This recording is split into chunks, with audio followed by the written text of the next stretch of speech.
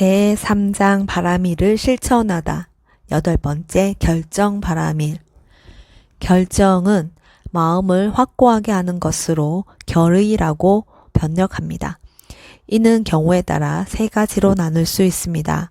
첫째, 전조결의입니다. 이는 어떤 일이 일어나기 전에 조짐이 미리 나타나게 하는 결의입니다. 둘째, 희망결의입니다. 이는 자신이 원하는 대로 되기를 마음에 확고하게 두는 것입니다. 셋째, 의무결의입니다. 실천하려고 마음먹은 것을 확고하게 지키려고 결의하는 것입니다. 이들 3가지 중 전조결의와 희망결의는 보살들이 어떤 상황에서 필요한 것을 충족시키려고 실천하는 것이고, 보살들이 결정 바라미를 구족하기 위해 실천하는 것은 의무결의로서 이를 통해 아라한도의 지혜와 일체지를 얻게 됩니다.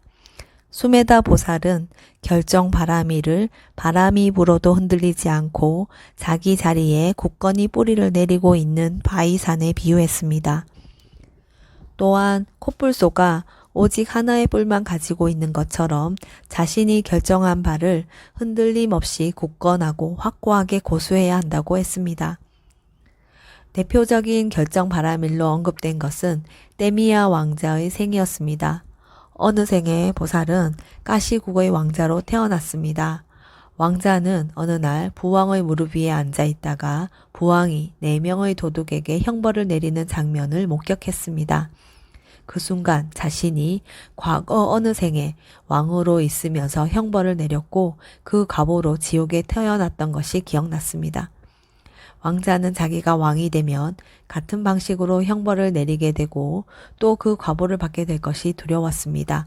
그때 과거 생의 왕자의 어머니였고 지금은 왕자를 보호하는 여신이 벙어리와 귀머거리와 안진뱅이인 척하라고 왕자에게 충고하였습니다. 왕자는 그처럼 하겠다고 결의하리라고 결정한 후 16년 동안 벙어리와 귀머거리와 안진뱅이처럼 행동했습니다. 왕자는 여러 가지 방법으로 자신의 결정을 시험받았지만 어렸을 때 한 결정을 조금도 어기지 않고 그대로 지켰습니다. 나는 어머니나 아버지도 싫어하지 않았고 큰 명성도 싫어하지 않았다. 단지 나는 일체지를 좋아했다. 그래서 그러한 맹세를 결의한 것이다. 9번째, 자애의 바라밀. 자애란 모든 존재들이 몸과 마음의 고통에서 벗어나 행복하고 평안하기를 바라는 것입니다. 이보다 조금 포괄적인 개념으로 애정이라는 것이 있습니다. 애정에는 남녀 간의 애정인 가래 애정, 가족 구성원의 애정인 가족 애정, 그리고 자애 애정의 3가지가 있습니다. 그중 남녀 간의 애정이나 가족 간의 애정은 선법이 아닙니다. 남녀 간의 애정은 가래에 의한 탐착이고 가족 간의 애정은 탐욕일 뿐입니다. 이와는 달리 순수한 자애로서의 애정은 애착하거나 집착하지 않습니다. 탐욕과 애착에서 벗어나 전혀 대가를 바라지 않고 항상 모든 존재의 이익과 번영을 바라는 것이 진정한 자애입니다. 자애를 법체로 설명하면 인욕과 마찬가지로 성냄 없음입니다. 나에게 잘못을 한 이에게 화를 내지 않고 참을 때의 성냄 없음을 인욕이라 한다면 다른 존재들의 번영과 행복을 바랄 때의 성냄 없음을 자애라고 합니다. 성냄 없음의 적극적인 형태가 자애인 것입니다. 수메다 보살이 마치 물이 착한 이나 나쁜 이나 골고루 시원하게 하고 깨끗하게 해주듯이 자신에게 이익을 주는 이나 불이익을 주는 이나 고루 자애를 닦아야 한다라고 숙고한 대로 보살들은 자신에게 이익을 주는 이나 자신을 해치는 이나 관계하지 않고 모든 중생들의 번영을 바라면서 자애 바라밀을 실천해 나갔습니다. 대표적인 자애 바라밀로 언급된 것은 브라흐마다따 왕의 생이었습니다. 어느 생의 보살은 바라나시 국의 브라흐마다따 왕이었습니다. 부정한 일을 저질러 바라나시 국에서 이웃 꼬살라국으로 추방당한 대신이 그 나라의 왕을 선동하여 침략해 왔습니다. 브라흐마다따 왕은 결국 붙잡혀 나무에 거꾸로 매달리게 되었습니다. 그러나 그는 화를 내거나 원한을 품지 않고 자의 명상을 개발하였고 자의 선정을 힘으로 밧줄에서 풀려났습니다. 그리고 왕의 지위를 대신들에게 맡기고 숲으로 떠나 수행자의 삶을 살았습니다. 누구도 나를 무서워하지 않았고 나 또한 누구도 무섭게 하지 않았다. 자의 힘에 기대어 언제나 산 중턱에서 즐거웠다. 10번째, 평정바람일. 평정, 우백가는 적절하게 균등하게 바라보거나 관찰하는 것을 말합니다. 좋아하거나 싫어하는 것, 혹은 즐거운 느낌이나 괴로운 느낌 중 어느 한쪽에 기울어지지 않고 균형을 유지하여 바라보는 것입니다. 평정에는 여러 종류가 있는데 그 중에서 중생들을 대상으로 그들의 즐거움과 고통에 대해 평정하게 바라보는 것을 거룩한 마음가짐으로서의 평정이라고 합니다. 이는 자신에게 이익을 주는 이와 피해를 주는 이, 혹은 행복해하는 이와 고통을 겪는 이에 대해 좋아하거나 싫어함 없이 평정하게 바라보는 것입니다. 다시 말해 자신의 불행이나 행복, 다른 중생들의 불행이나 행복에 대해 좋아하거나 싫어하지 않고 평정하게 바라보는 것을 뜻합니다.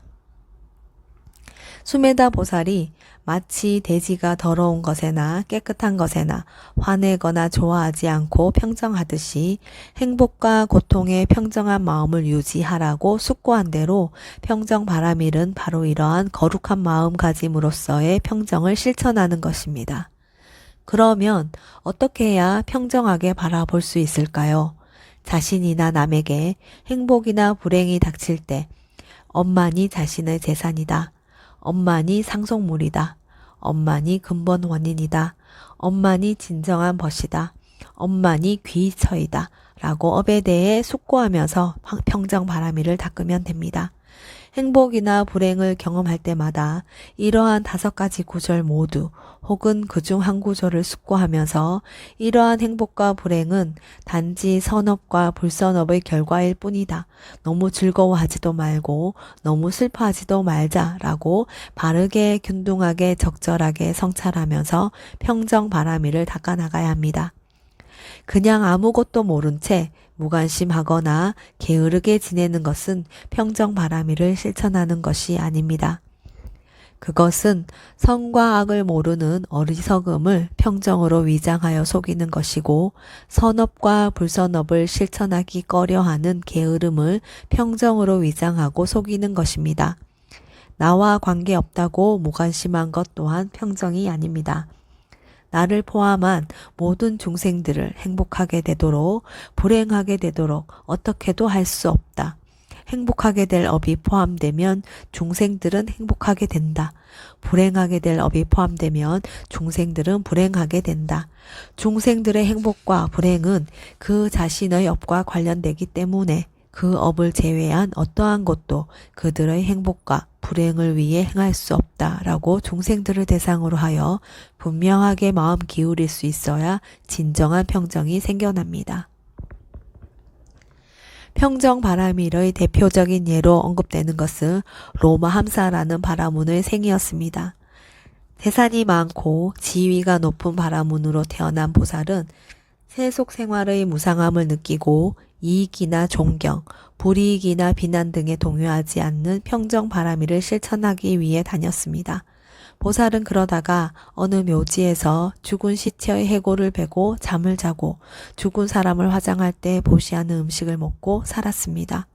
그 모습을 본 마을 사람들이 저 사람은 욕심 없이 검소하게 사는구나 라고 생각하여 최상의 경외심을 가지고 가사도 보시하고 먹을 것도 보시했습니다. 그렇지만 어떤 때는 장난꾸러기 아이들이 와서 침을 뱉고 음식 찌꺼기를 던지며 괴롭히기도 하였습니다. 그때 보살은 자신을 존중하는 사람들에게 좋아하는 마음을 일으키지도 않았고 자신을 괴롭히는 아이들에게 화를 내지도 않았습니다.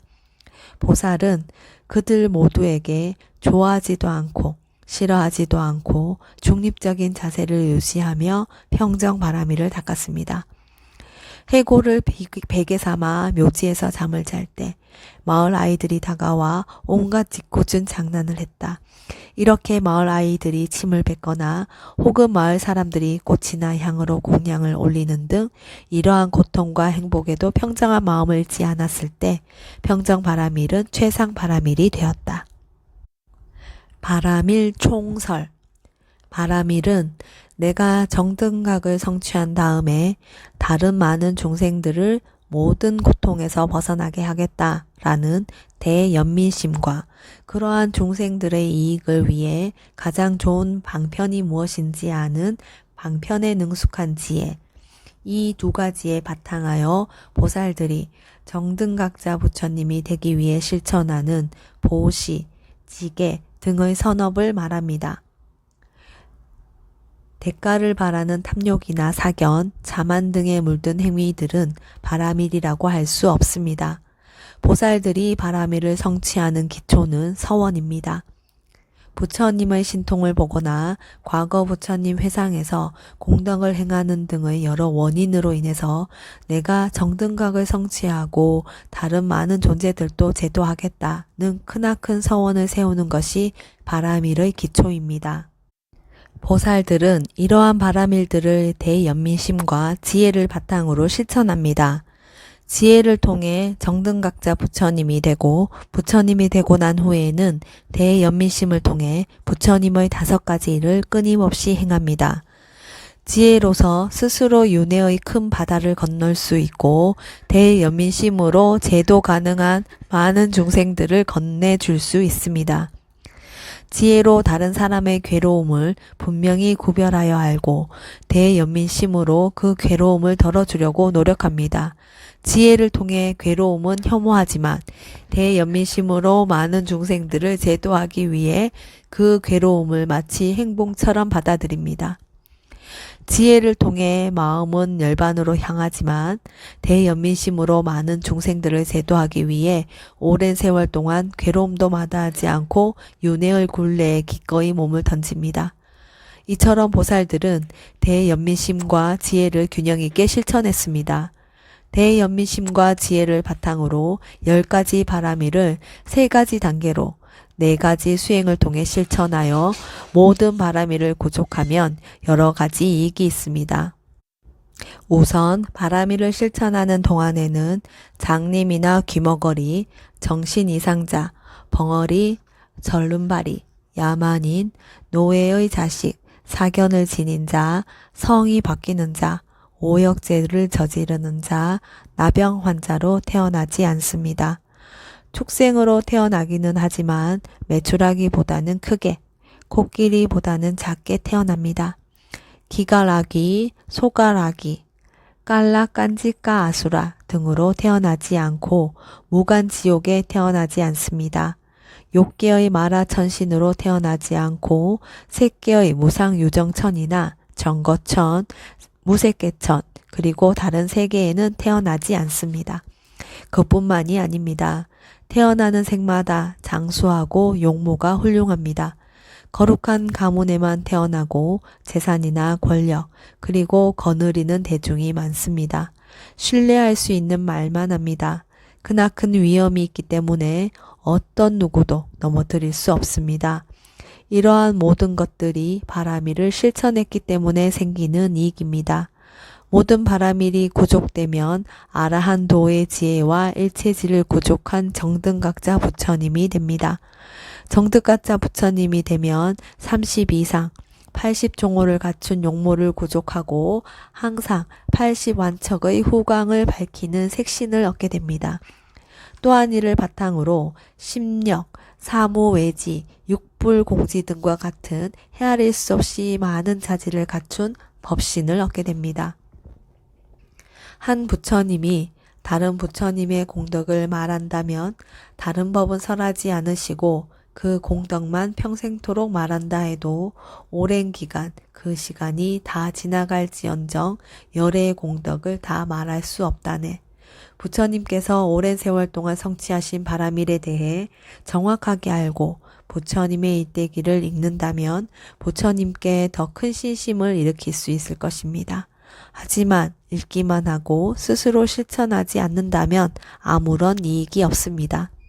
밥을 짓는 법만 배우지 말고 직접 밥을 먹어야 배가 부르듯이 바라미를 스스로 열심히 실천해야 진정한 행복을 누릴 수 있을 것입니다.